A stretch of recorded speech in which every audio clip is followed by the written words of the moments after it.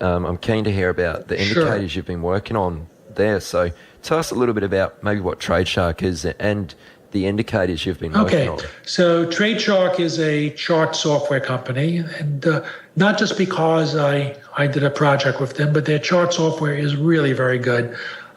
You can tailor your charts very precisely the way you want them. Easy, it's intuitive. It's a very, very nice chart package and lots of indicators, and including quite a number of proprietary indicators.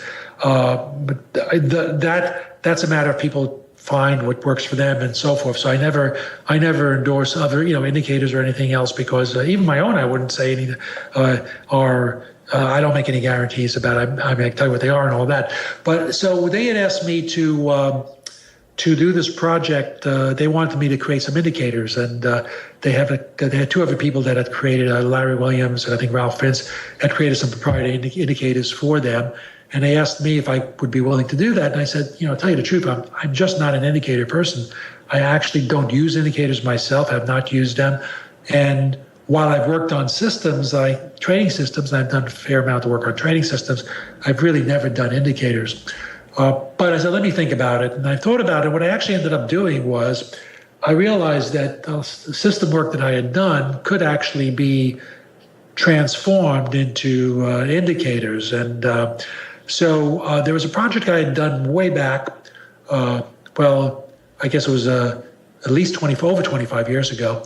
And I had done it with my partner at the time, Louis Luca, who was a real computer whiz, and he's always programmed everything I've done actually since the time we met. He's always been the fellow who's done the all the footwork, all the programming, and all the hard work, And so anyway, we had developed when I was at Prudential, I had developed this in-house trading system, and we had come up with certain systems that we were putting out signals on and all of that.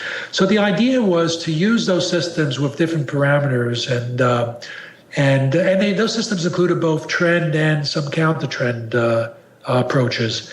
And the idea was to create indicators that were composites of those, using different inputs, combining different systems, so to speak, into a single indicator. So there's one indicator that's called the trend weight. Well, the trend weight's really a composite of different systems, and there's also an overbought, oversold indicator, which is a composite of different counter trend systems. And there's one that's directional weight, which basically adds the two together. So if the trend weight, if the market's trending, and the trend's sort of reaches a maximum reading and stays there for a while, or is very high readings, eventually the counter trend starts to build up, and at some point if the directional weight, which combines the two, can come back to zero or even reverse direction while the trend is still looks like it's running.